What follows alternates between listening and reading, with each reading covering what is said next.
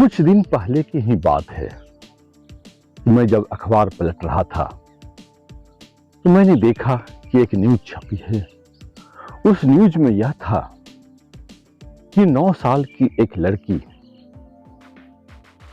कूद के जान दे दी। जब वो समाचार के और अंदर गया तो पता चला कि माता पिता ने उसे मोबाइल देने से मना कर दिया था और मोबाइल देने से मना की। उसके बाद उन्होंने छत से कूद के जान दे दी। एक अखबार और पढ़ रहा था कि गेम खेलते खेलते बच्चे इस स्टेज में पहुंच जाते हैं जहां पर उसके पास ऑप्शन रहता है अपने जीवन को समाप्त करने का, और वह कर लेते हैं।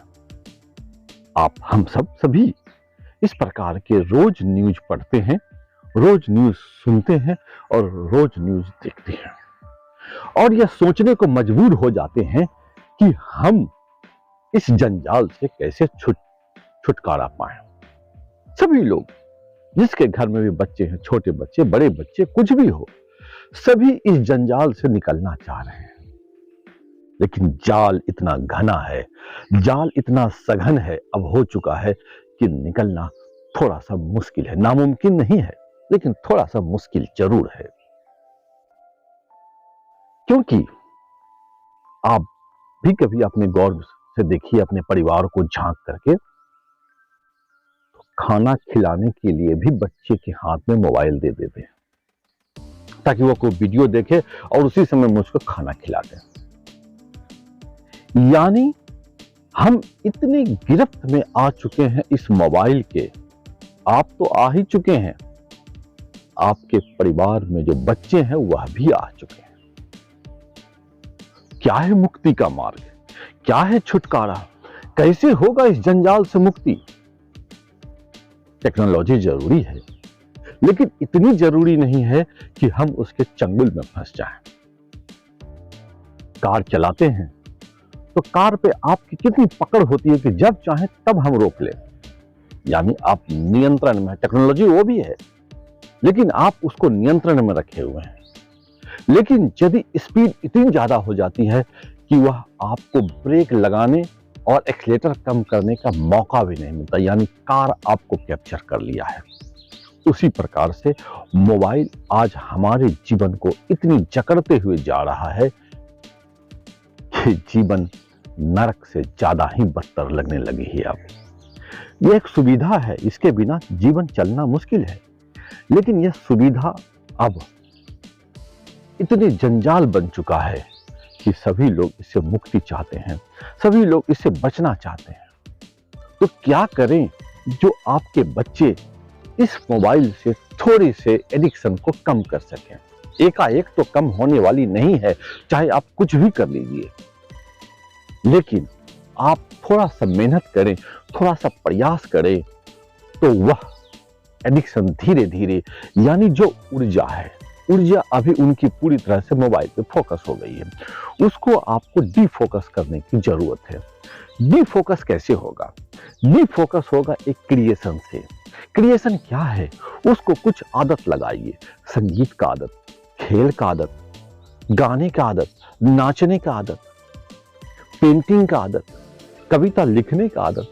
कुछ एक आदत अपने बच्चों को लगाइए, और जब वह थोड़ी सी पेंटिंग बना ले या थोड़ी सी गा ले, उसकी प्रशंसा कीजिए। वाह, देखो तुम्हारा कितना है।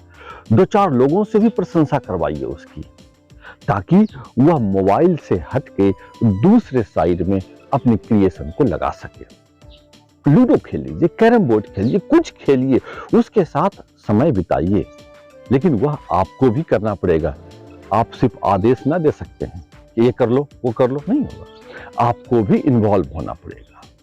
यदि आप बच्चों को कहते हैं कि मोबाइल छोड़ दो, लेकिन आप मोबाइल पकड़े हुए दिन भर ऐसे देखते रहते हैं, तो आप कैसे, आपको बात कैसे मानेगा कि पापा मम्मी कह रहे हैं मोबाइल छोड़ो और अपने मोबाइल पकड़े हुए हैं? तो आपको भी पहले वो चीज कम करना पड़ेगा और उसके साथ इन्वॉल्व होना। चलो कुछ खेलते हैं, चलो कुछ गाते हैं, चलो कुछ नाचते हैं, चलो बागवानी कुछ करते हैं, चलो कुछ फूल लगाते हैं। इस प्रकार से कुछ क्रिएटिविटी आपको डे टू डे के लाइफ में बच्चों के साथ इन्वॉल्व होकर कीजिए, समय निकालिए ताकि वह आपके साथ इन्वॉल्व हो सके और वो उनकी ऊर्जा जो उस पे केंद्रित हो चुकी है मोबाइल पे, वह डिफोकस हो सके। और जैसे ही डिफोकस होगे और उसको दूसरे काम में रस मिलने लगेगा, वह स्वतः इस पे जो डिपेंडेंसी है वह धीरे धीरे धीरे धीरे धीरे धीरे कम हो जाएगी। ये कोशिश कीजिए। ये सभी घर की बीमारी है और अभी इसकी प्राइमरी स्टेज में इसका इलाज नहीं हुआ तो क्रोनिक में इलाज नहीं हो सकता है। क्रोनिक का इलाज नहीं होता है, आप भी जानते हैं।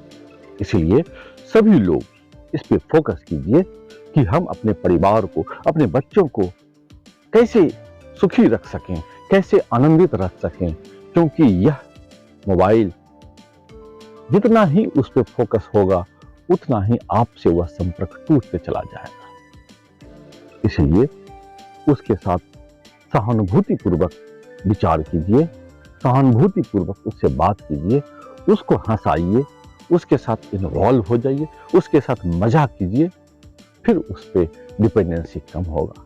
एक कोशिश कीजिए, फिर मुझे जरूर बताइएगा कि यह कोशिश कितना कारगर है। एक बार जरूर सोचिए हमारी इस बातों को, फिर मुझे बताइए कि यह कितना कारगर है। हम उम्मीद करते हैं कि आप यह छोटा सा प्रयास करेंगे अपने लिए, अपने परिवार के लिए, अपने बाल बच्चों के लिए, अपने समाज के लिए, अपने देश के लिए। जरूर कीजिए, अच्छा लगेगा। मुझे रिप्लाई कीजिएगा। धन्यवाद।